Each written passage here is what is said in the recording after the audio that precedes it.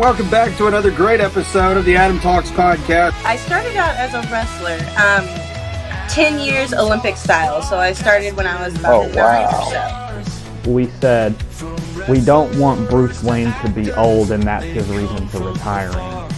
He has to have a reason to not be doing this. I knew I'd always wanted to do it. I never saw myself at a desk job, and anytime I thought of something else, it always brought me back to wrestling. Man, I don't like fancy pad work. I like realistic pad work. Am I formed? Am I punching correctly? Am I balanced? Like a lot of them guys will hold pads way outside their faces, and it's just, I don't believe in that type of training, man. Like for a couple promotions, I wrestled under a mask, and we don't talk about those days because those days were fun and really embarrassing. It is the first annual Berryville Film Festival. I'm the founder and festival director for it. So it's exciting to bring something to a small town, something brand new. I think anything you do in wrestling has to have meaning to it. No matter, like facial expressions, the high-flying moves, all that stuff like that. Music singing artist, Cody Davis. How's it going, dude? Oh, it's going pretty good. How you doing, man? Doing pretty good, man. I had no clue. I had no clue about your music, but once I found it, my wife showed me your music, and man, I was just blown away. Like I told you before, I've added I think 3 or 4 different songs of yours onto my playlist on iHeartRadio and stuff. Right. Dude, you're freaking fantastic, man.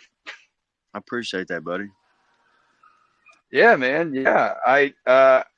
I wonder how did you get into music? Was it always just a love for country music in general? Where was your roots for country started? I mean, I guess, yeah. I started when I was probably, of course, I started in church, when I was like 4 and 5, my grandma making me sing up there in front of everybody. But my actual like singing career per se started when I was about 13. My grandma bought me a guitar, and man, I started playing it. I had never had a guitar lesson. I just play by ear, always have. That's when it started, and I've progressed over the years, Yeah, definitely, man. I think that the most difficult thing about songwriting is whenever you're coming up with a song, not having an inspiration or having a blank. Do you ever get those moments where you got a blank in your mind when you're writing? And how do you get through that? Absolutely. Man, and the best way that I have found out to get past writer's block is just to stop. You just stop writing. Just don't think about it for a while. Go do something else. And then that's how it works for me. Cause a lot of times, my songs, I write about my life, and if I'm not writing about a life experience, sometimes it's kind of hard for me to write, because I'm not tuned into it like I should be, I guess. And definitely, man, definitely. So yeah, when I got that writer's block, I just go do something else. I'll go fishing or just whatever and wait for something to pop into my head, Yeah, man, definitely. I know for me, life experiences definitely have helped when I've written any music. Is that a main thing? The easiest way to do it, just draw from life experiences? Man, that's been my experience on it. I've wrote a few songs about other people, and they're good, but I just feel like the ones that I write about my life, I put so much emotion into it that's where you really grip people and get them to feel what you were feeling, Definitely, man, because they can relate to it. They can sink their teeth into it. If they've been through something similar, they can get in with that song and be like, "That's me, man. He's writing about me somehow." I can relate to that definitely, man. How did you get into writing your own stuff, and when did that start? Man, it's about when I was like 13, when I started playing guitar. I had kind of wrote a little bit of poetry here and there, but not. It wasn't a lot, I just wasn't big on writing, and then I got into playing guitar and playing other people's music, and then I just I don't know. One day, actually, I found a notebook here the other day that was from that time period. You know, like when I was like 13, 14, and because right now I'm back at my parents' house right now, going through a bad divorce, and it's been a little rough here lately. You know, so I'm my music has been phenomenal. You know, bad situations make for good inspiration. So. But like I said, I found that notebook and was looking through it, and it just the lyrics of it, you know, I was like, oh my god, this is horrible. Oh man, I can understand that. I've done the same thing looking around, and I started playing when I was I think 18 or 19. I'm 34 now, so I've been Uh, playing just a couple of years, you know.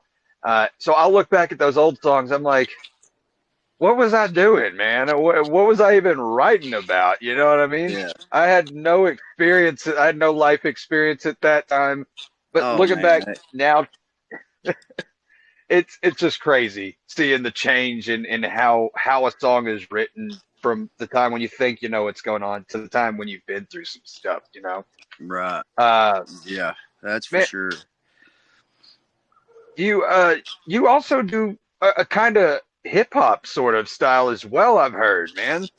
Yeah, I mean, I don't really I don't like to be under just one genre. I mean, here lately, I've been kind of going back to my roots with all the acoustic music that I've been doing, but I guess that's just the vibe that I'm feeling right now. You know, I sometimes I want to get into the hip hop, and I mean, I've got a few rap songs that I've put out. You know that.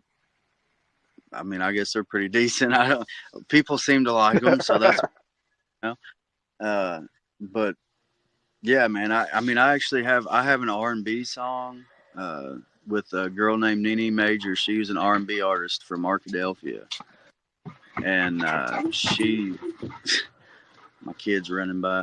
She she's phenomenal. She's a phenomenal artist. She's a lot of fun to work with. But like I said, that's an R&B song that I just kind of felt like doing one day, and we put it together, you know. And I've wrote rock songs. I've wrote all kinds of genres. I just like music, you know.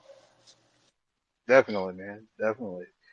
Is it different writing for different styles of music? Like, because a country song you can draw from and make it your own because you've lived that country style life, fishing, hunting, all the good stuff. But then writing in different areas and stuff, different kinds of songs, a rock song or a rap song or R&B song, is it different writing each kind of genre? I mean, it can be, you know, because it's definitely a different style of writing. But as far as lyrically, I mean, it doesn't matter. See, that's what makes that I don't remember who it was, but I met somebody at some point and said that you can't get the sound of music from somebody that's from like Southwest Arkansas. Like you can't find our style of music anywhere else. It's like just like you can tell that that's where it comes from, because it's just like it don't matter what kind of beat you put us over or what, you know, what kind of, if whether it's R&B or whatever. Like I'll write an R&B song about fishing. You know, I don't. That's just how I write. You know, I mean, I write about my life, and I don't know that much about the big city life. I mean, I've lived a little bit of it, you know, but I have friends that have been there, done that, you know, so they can, you know, hearing from them, I know a little bit, but that's just, I Yeah, write about what I know. definitely, man. Definitely. Whenever you first started doing music on stage, you said you started, your grandma got you up in front of people singing and stuff, but whenever you started doing your own music on stage, was that a nerve-wracking experience for you, or was it just like, all right, let's go for it, man?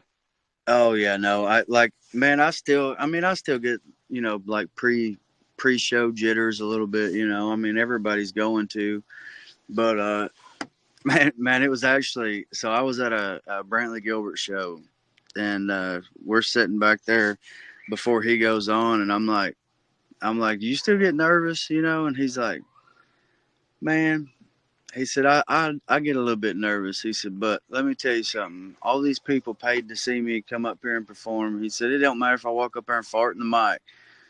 They gonna love it." Like they're here to see me do what I do. So he was like, "You just got to look at it that way. You don't worry about, whether you're gonna do good or not, because you're gonna do fine. You just, your fans are gonna love it regardless." So Definitely, man. Definitely. You it was said you some pretty were good backstage advice. with. Definitely, man. Definitely. You said you were backstage with him. Have you performed with other big names like him? Man, I haven't got to perform with Brantley. I've met him several times. I've known him for a little bit. I met him through his photographer, and she's like super cool. So when she's around, she'll holler at me, and I'll come visit with her. But that was at Red Rocks out in Colorado. It was him and Justin Moore. I actually got to meet Justin Moore that night too. It was pretty dope. I walked up. Actually, he didn't have a choice. They were watching the Hogs play on TV, so I just kind of walked up there and started watching with them. I hear that. Right on, man. Right on. What's the biggest crowd you've gone in front of? Man, we've played.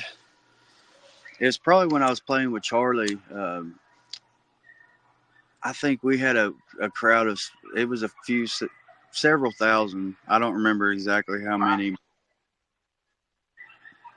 It was. It wasn't like ginormous, but it was at a big mud park, and there was a lot of people there. Holy cow, man. Like I told you before we started, Ben, I couldn't imagine even getting on stage in front of like 20 to 30 people at a bar, let alone freaking thousands of people, man. That's just mind blowing. It honestly, like, I don't know, the more people that are there, the less it freaks me out, honestly. Because I guess you feel like he said, everybody paid to watch you come do your thing, and that's the biggest deal on it, is they're gonna love it no matter what. They came to have a good time, get drunk, and watch somebody sing. They don't give a shit. So it's oh, my bad. I didn't mean to cuss on your podcast. Dude, you're fine. You're fine. I ain't worried about it. So yeah, it just is what it is. Music has always been my outlet. Since I was little, I've always loved music, and it's the way that it's built into a career for me has been great. Definitely, man. Definitely. When you say music's an outlet, I'm guessing you mean it's helped you get through hard times, and it's helped you get through even good times, help make the good times even better. Oh, absolutely. How has music helped you? Man, starting off at first, it's kind of funny because I remember it was actually my choir teacher.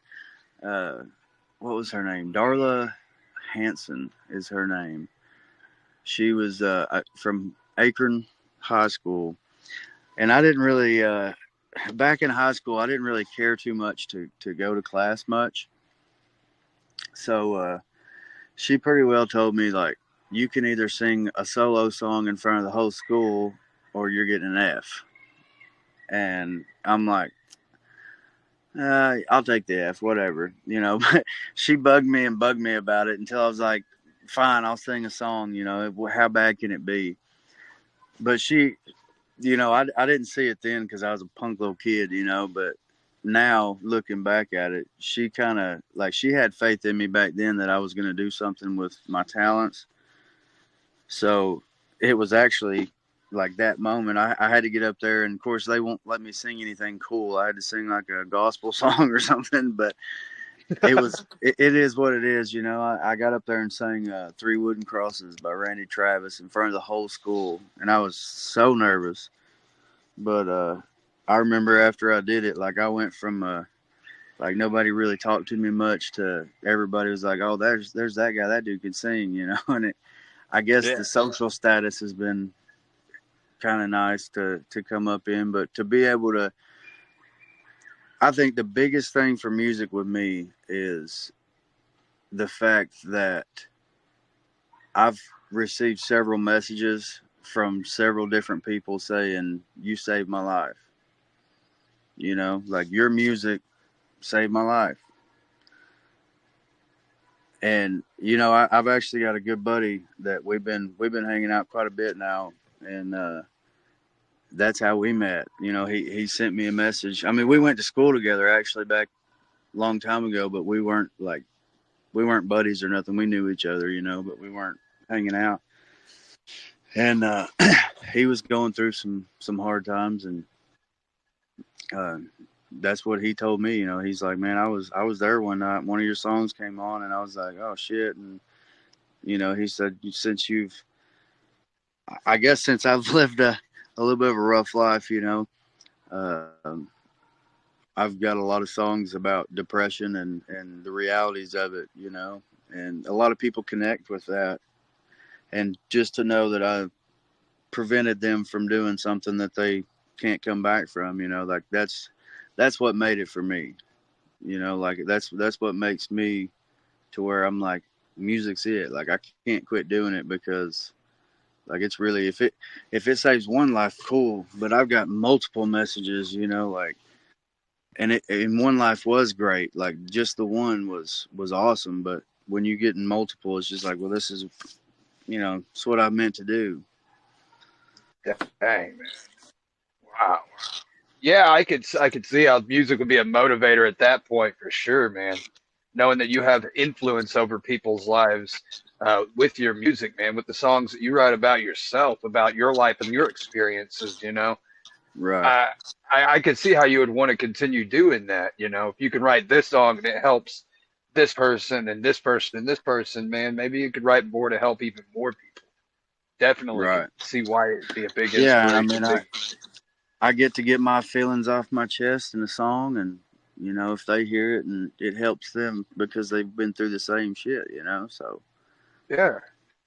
Do you use the music as a tool to kind of get your emotions out? You know what I mean? oh, Like, absolutely, absolutely. Man, there's sometimes that I've kind of started noticing it here lately, but people will say like you can tell when you're really feeling a song, and I'm like, what do you mean? And they're like, you're just like watching me perform acoustically. I guess like when I'm really feeling something, like my eyes are closed and I'm just jamming, and like it's like the world disappears, man. It's really a way to really just get it out and really make yourself feel better. yeah, man, definitely. Even if it isn't one of your songs that you wrote, I mean, I'm sure you Right. Yeah, no, found a lot sometimes of, sometimes it's not. Sometimes it's somebody else's song that I just like I really feel the emotional stress or whatever that they were feeling at the time they wrote it, and it's I don't know, you just get into it, man. Sorry to interrupt, guys. Cody had a little bit of a problem with his camera. I'm not sure exactly if it was connection issues or what, but his camera went out at this point in the video. So the rest of it will be the episode art. But you will still be able to hear our full conversation. So please continue listening and enjoy. I imagine in a similar way to the way your music has affected other people, there have been songs that have affected you and helped you through hard times as well. Oh, absolutely. Yeah, no, there's some. I mean, there's definitely songs on that I've heard or like to play still that make me feel some type of way or whatever. And I mean, hell, there's a couple songs that I can't hardly play without bringing a tear to my eye. Just Yeah, man. because of a memory from that song or something. And I guess that's what it is. It's music can hold so many different memories and such that you can and emotions that you can feel while listening to it. There's just nothing on the planet like it. I agree, man. I agree. I I can't count the amount of times I've been just sitting and listening to music on the radio. I'm like, I want to play that song because it has something that either I can feel or I can relate to. And then I start Right. playing it and I can't hardly sing it because I'm getting choked up and tears are Mhm. coming to my eyes and stuff. And I'm just like, it's like beautiful whenever you get those moments, I feel like. And Oh, I think that is absolutely. part of what music's there for, man. I think that's what music is there for, to make you feel Mhm. something, to share stories and relate with people, you know? Absolutely. Um, Absolutely. what was it like going to, going forward a little bit in your career? What was it like whenever your music started to take off on streaming services and you're getting as many streams as you have gotten, man? That must have been a huge motivator to keep going. Yeah, absolutely. It was. And of course, the one song that blew up is Pipeline Trash, and that's the one Mhm. everybody still loves. Like if you say my name, they're like, "Oh, that's the Pipeline Trash guy." I'm like, "Yeah, I mean, I have a lot more music than that. Y'all should check it out, you know." But yeah, I mean, it's cool that it blew up. I worked Pipeline for about 13 years, dude, and I mean, it was a great industry for me. I made a lot of money and blew a lot of money, and it, you know, I had a lot of fun doing it. So I mean, I, I had to write a song for the boys, you know. Yeah, man. But Definitely. but yeah, I mean, that's that's what I get known for mostly is for that style of music, and which is fine, but it's like, man, y'all should hear my other stuff, you know. Definitely. Definitely. You've got a number of amazing songs, man. I Like appreciate. like I said, yeah, man, like I told you, Bulletproof, freaking one of my favorite songs. If Heaven Had a Backroad's a really good one that I like a lot. I thought Yeah, I that one like was that one. really freaking good, dude. Yeah, I mean, that one's about there's a friend that killed herself several years back, and it that I guess that was my way to get everything out for her, you know, because I mean it still messes with me. It was actually her death anniversary a couple of days ago, or well, I say a couple of days ago. It's been a minute now, but it every time that around that time of year, I'll listen to that song quite a bit because that's what it was wrote for was to let it come off my chest and be able to feel not so sad about stuff, I guess. definitely, man, definitely. Gave me a couple, like it gave me vibes from Heaven Wasn't So Far Away Yeah, and Kane Brown's Heaven, kind of a mixture of those two songs, man. right. It was really awesome hearing that. I've had people pass in my life, and I'm like, dude, this is just another one of those great songs about if there was a way to say hi or to visit with them again, you know, Oh, it would. absolutely. It's just right now giving me chills just thinking about it, man. Right. It was a really really good song, Well, I appreciate dude. that. Yeah, man. So how do you overcome the, like, whenever you get this big thing like Pipeline Trash making all kinds of numbers on streaming services, how do you go from there and to continue growing in the same way instead of being stagnant, staying the same, or going down? How do you do that? How do you make it? Man, I guess I really don't know. I guess it's all them pipeline boys out there listening to it every day because that's. I mean, it's just such a lifestyle. It really is. It's when you're waking up. I got people that tell me they wake up and play it first thing in the morning. Right before they go to work. It's just like their anthem or whatever. And I'm like, hey, I get it. It's that was what I was going for when I wrote it. But Definitely, man. That I have. I think it's hard for me to like I have so many good songs and a lot more that I aren't even out that are like I've let some bigger names listen to them and they're like, oh, that's gonna blow up, and I hope it does. But at the same time it's like I feel like streaming platforms and such hold me back a lot because I don't pay them. I try to do it all organically, so they keep me blocked from getting a bunch of views and such. I got you, man. I got you. What is going on with the days? Where are the days whenever you'd be able to make a CD and then sell it to people or whatever, man. Those were the good days, man. You make your money by giving your stuff out, and then that spreads through word of mouth, and then you get bigger stages, all Mm, kinds of big paychecks. yeah, What happened to the world? Everything went to the internet, dude. everything. God dang. Yeah, and there's people out there that, I mean, nothing against them, but I mean, they put out this little catchy tune that has no lyrical meaning to it at all. It's just like goofy, and it blows up. And I'm like, man, if you listen to my lyrics, they'll make you cry. And Yeah, like, to me, that definitely, man. is to make you feel something. And I mean, I guess everybody's got their party songs, but that's what the world's come down to, is everybody's partying and whatnot. So that's what they want, their little party anthems. You're cut from a different cloth, man. Cut from a different cloth. You Absolutely. know, it's all about quality, not quantity. Because you can make a catchy song, catchy beat, whatever, and put it out, put five, six, or seven of them out, and then be bop big hits. But you put one or two quality songs, man, that I feel like is worth more than 7, 8, 9 bop bouncy whatever the heck songs. You know what I mean? Party anthem Absolutely. songs. Don't get me wrong, I like some party anthem songs, but I like songs with weight to them, and your music does that. You put a lot of weight in your music. What goes into your I writing appreciate it. process whenever you first start to write a song, man?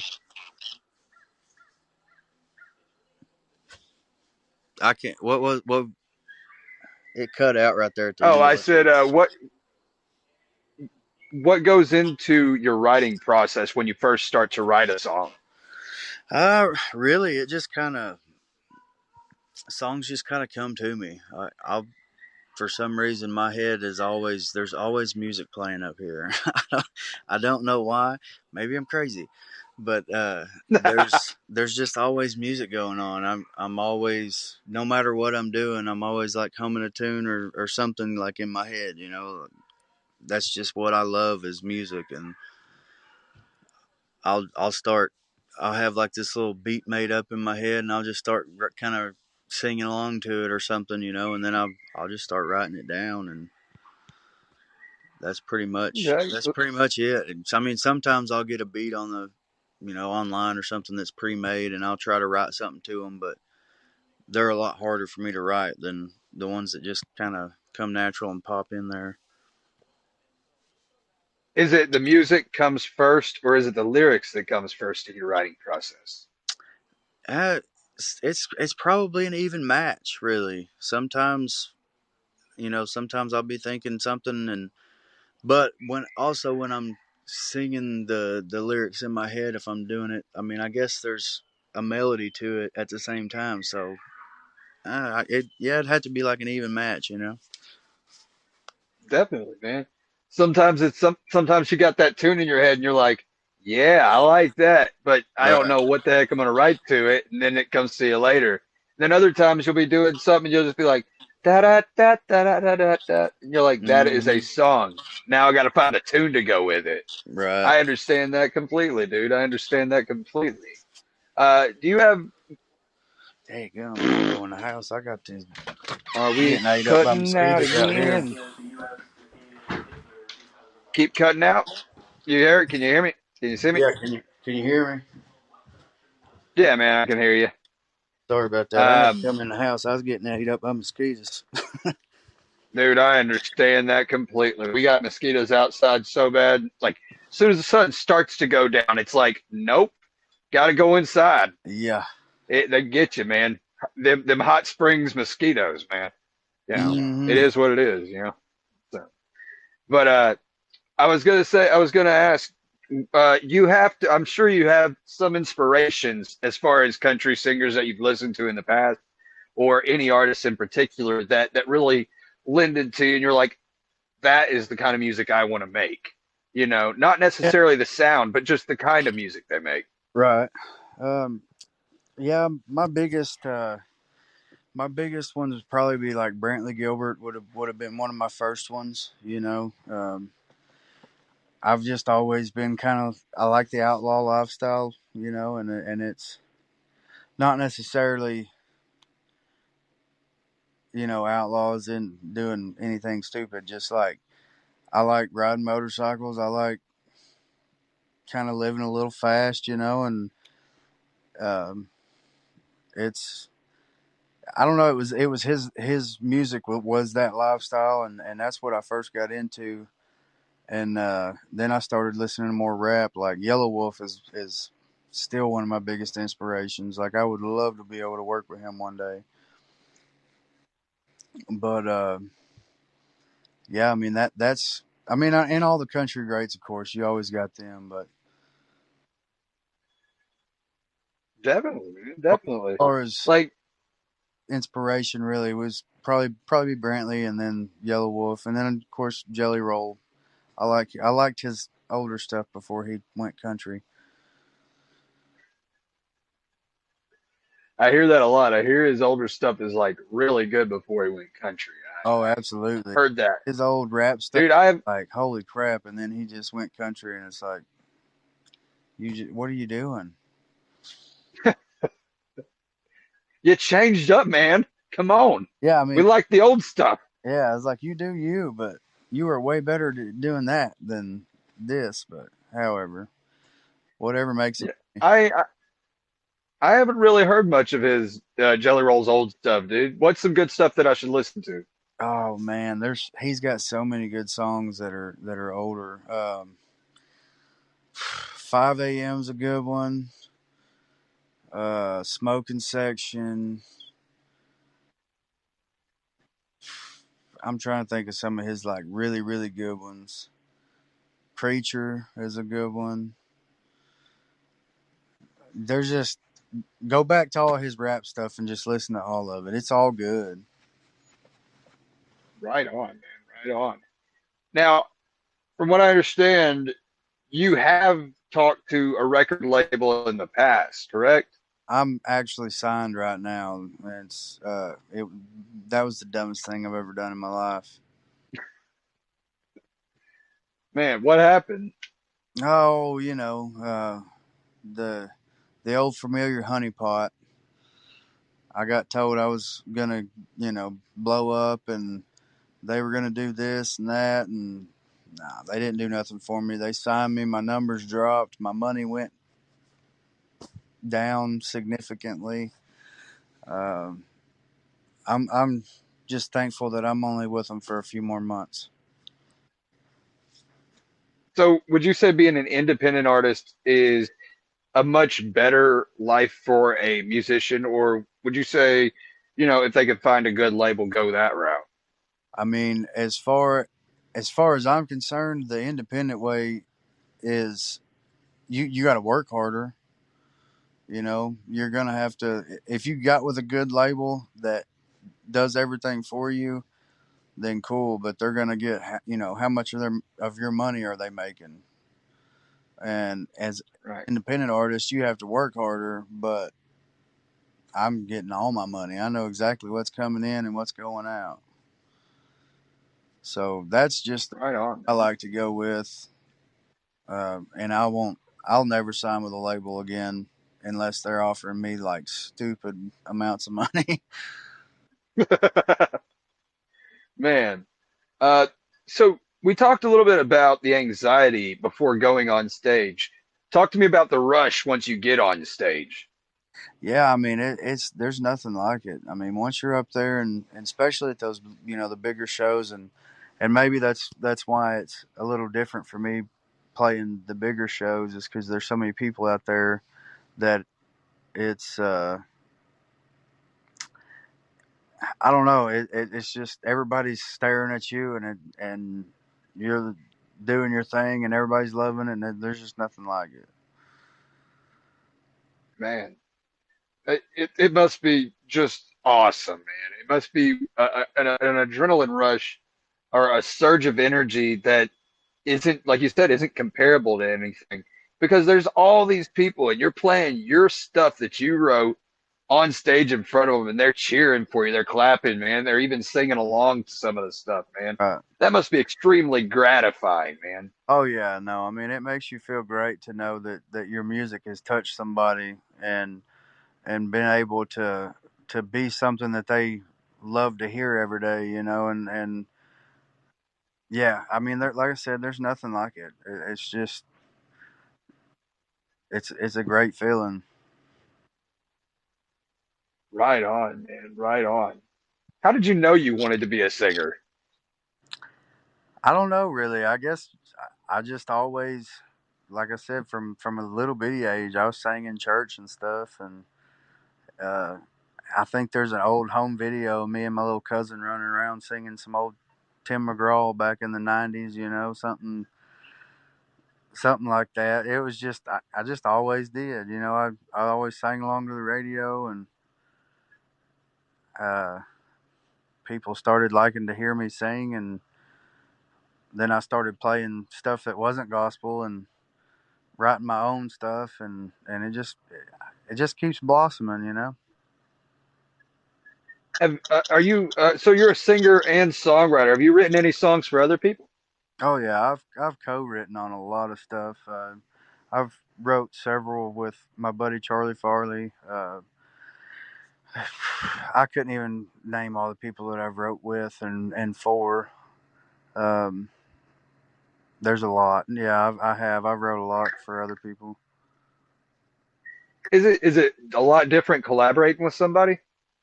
I mean, it can be. I like me and Charlie. When we get together and write, we can come up with some bangers pretty quick because we're both. He's a very talented writer, and he's a lot like I am as far as lyrically.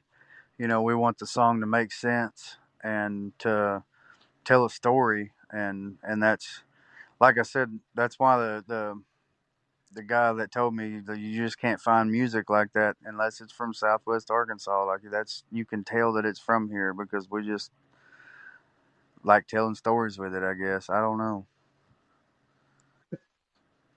Man, I think that's the best way to write a song. It has to be some sort of a story. It has to be some sort of there has to be meaning behind it, you Right, know? If there isn't meaning behind it, what the hell are you writing the song for in the first place? Is it just to hear yourself sing, or right.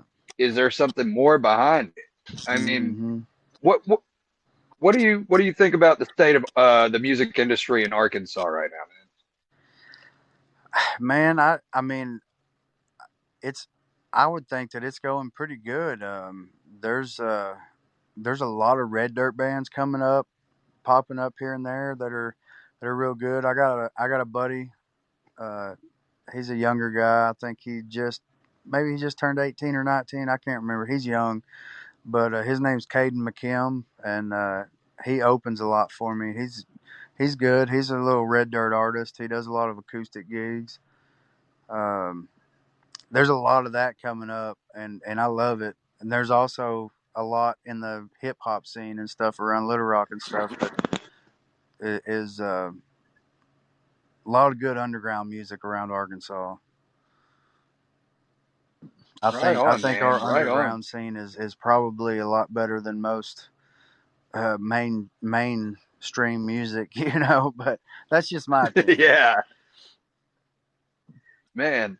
Yeah, I didn't know until a couple years back that there was such a thing as like an underground music scene, I guess you would call it. Right, When I was a teenager, I listened to some ICP, which was underground music. You know what right, I mean? They were like right there with like they were Psychopathic Records, but also alongside them was like Strange Music with Tech Nine and right. Chris Calico and all those guys, man. But I didn't know Arkansas had a scene like that. Oh yeah, Then a couple years back, like there was like I say a couple, but it's probably more like 10, 12 years back. I don't know. But I found out that there was like some people I went to school with were doing music. There's this guy in Bismarck that I call him the famous Mark Owens. He came from Bismarck oh and yeah. he's I've performing in I've heard uh, Mark. I've talked to Mark several times. yeah, he comes from Bismarck. My ex-wife went to school with him, and he gave me my first guitar and taught me how to play some music and stuff. Yeah. But I call him the famous Mark Owens jokingly in my inner circle and stuff. I got you. But you know, he's done this and that bar scene stuff. I mean, there's all kinds of people. I just didn't know about it until recently. Right. It just blows my mind how much talent we have here in the state, you Oh, know. absolutely. Uh, There's a talent show coming up here up in Mena.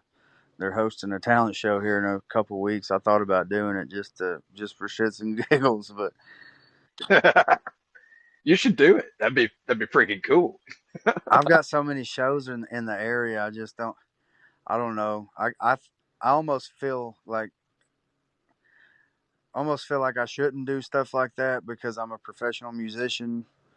You know what I mean? Like give Yeah, somebody else a chance to shine. You know what I mean? yeah. If They you have the actually chance, asked me the since other day. go ahead. I'm sorry. Oh, they asked me the other day to judge one of the competitions coming up here. I told them I might do that, but That'd be cool, dude.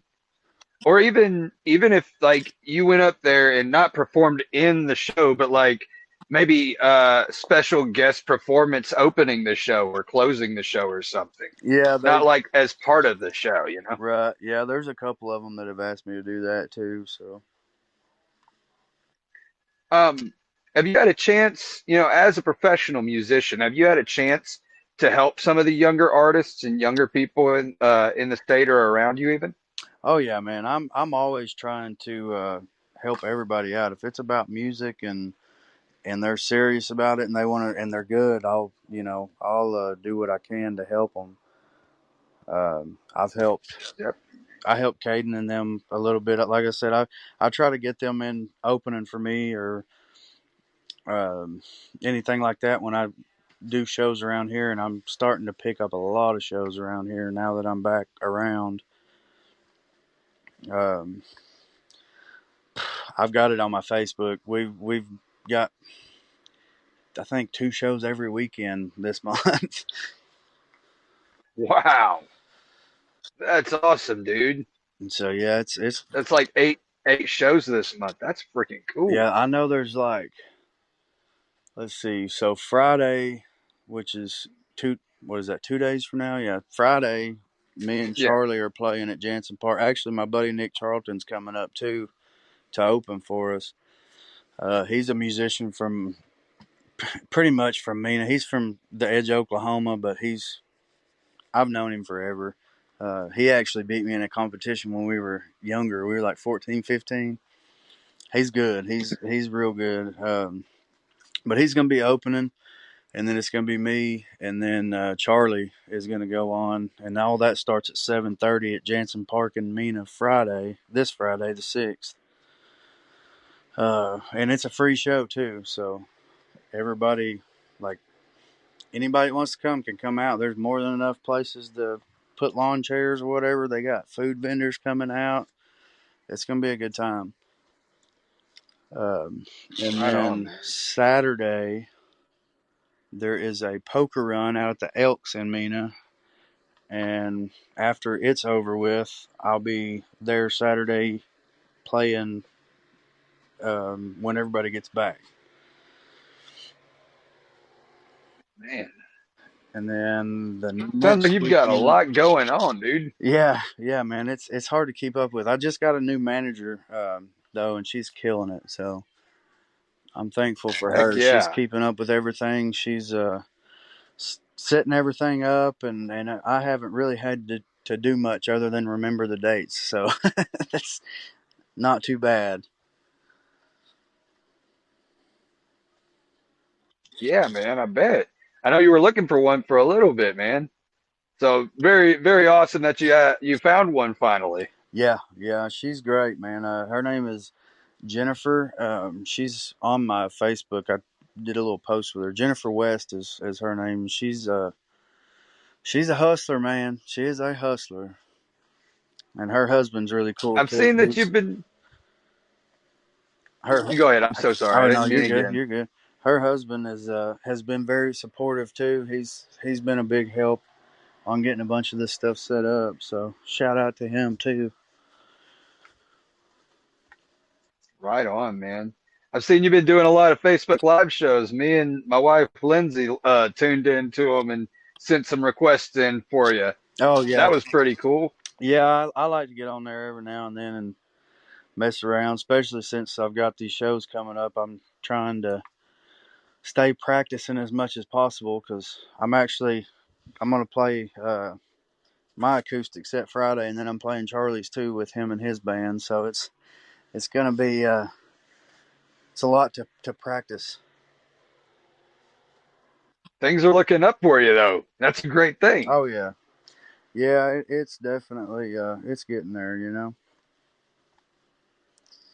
Yeah, I mean, things can only go up whenever you get to a low point, man. Really, things can only go up from there. Oh You yeah, know. yeah, man. So I've got a buddy too that's he's working on getting me some wheels. So as soon as I get all that figured out, I'm golden. Be able to get to these heck yeah, shows and man. start Heck playing. yeah, man. Uh, I think that as far as Arkansas musicians, man, country music musicians, you and Mark and Justin Moore are the three top ones that I've heard from the state. I appreciate You know, that. obviously Justin Moore is way up there, Yeah, but man, man, you're pretty close behind. Justin's really talented, man. Like I said, I met him out in Colorado. We were at that show and they were watching the Hogs game, so I just kind of snuck in there behind them and stood there. They were at their tour bus, like had it on the side of their tour bus. So I just kind of snuck in there beside him and started watching. And he looked over and he's like, "What's up?" I was like, "Oh, not much." I said, "Hey, I told him who I was, and who I was with." And he's like, "Oh, all right." And I was like, "I'm actually from Arkansas." And, I said, "I just saw you was watching the Hogs. I had to come up here and see what the score was." So we talked for a minute, and then he actually ended up having to go on stage. It was pretty funny. I stood there with his mom and dad and watched the game for a while. And when he got off stage, he come back by and he's like, "What's the score?" So yeah, that's another That's thing pretty about us cool, Arkansas man. boys. We love our Hogs. Yes, sir. Woo pig, Absolutely. man. It looks like we're gonna do pretty good this season, man. Yeah, we So did. We far, it did looks good like on we're gonna that have a opening pretty good game. season. Other than that, I mean, it was a high school team, but we still UAPB, we man. still won. A W's a W, right? Yeah, 70-0 is definitely a win, Yeah. dude. And they did the only thing, from what my dad told me, they did the only thing, they were the only team to do this. They scored each drive they had the ball, they scored. No other team has done that. So that's something, Yeah. man. We got Bobby Petrino back too. So I mean, that's got to be a good sign. You know what I mean? That's it. That's what I'm saying. Petrino back, I think, was a huge step in the right direction. Definitely, man. We had him when we were winning with I Mallett hated and when they Tyler fired him. Wilson. I was like, man, I get it, but yeah. Yeah, man. Yeah, I mean, I got it when they fired Petrino, I was like, I get it, but like, come on, he's like, he's killing it, Things are just going to go downhill if you do this. Why are you getting rid of him? Yeah, we're tired of losing, damn it. God dang, man. Oh, dang it. It sucks that we lost Ryan Mallett a little while back, man, but he was one hell of a quarterback. Man, he was. I've actually got I've got a football at my house signed by him. Wow. That's freaking cool, dude. Yeah. Yeah, dude, Man. I found it in a daggum flea market. I walked in there and I was like, there's no way that's Ryan Mallett's signature on that. And I looked it up and like it had a certificate of authenticity with it and everything. And I was like, there's no way. This was like 2 weeks after what happened, And Dang, man. I walked up there. I was like, what do y'all want for this? She's like, I don't know, $20. I was like, here you go. Hey, yoink. That's mine. Yeah. I was like, I can't believe I just got that for $20. Man, that's Yeah, awesome, man. Yeah, I still got it. Ryan Mount, he was a hell of a quarterback for sure. Yeah. He didn't have wheels like Matt Jones did, and he wasn't, in my opinion, wasn't as accurate as Tyler Wilson was, but he had a cannon Right. the size Oh of yeah. Texas on his arm, man. He could launch Absolutely. that thing. Absolutely. My boy's down Yeah, here man. staring at me. He's wanting to go fishing. I hear you, man. Well, shoot. Thank you for giving us the time you have, man. I'll let you get to doing whatever you're doing, man.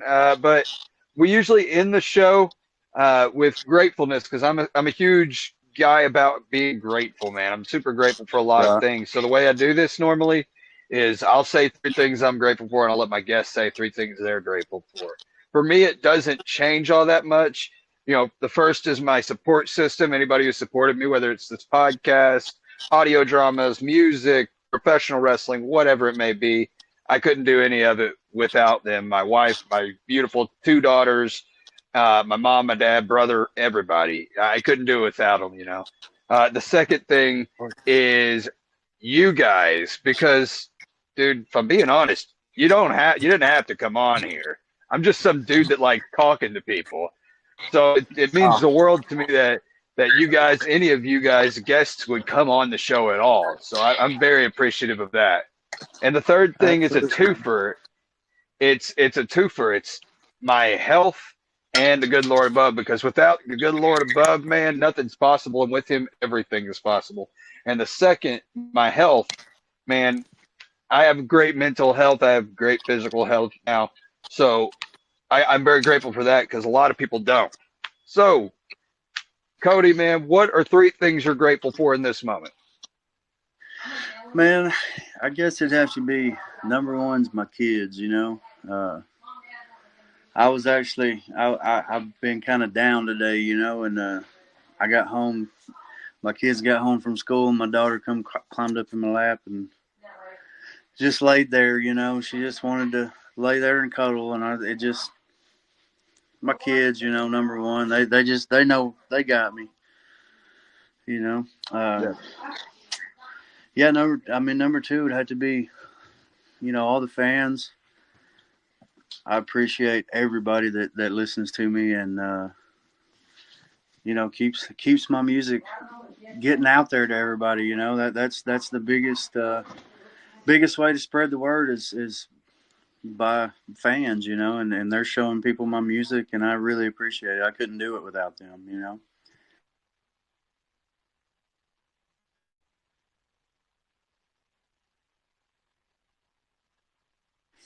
Awesome. Her and her family, they've been a huge help. They're just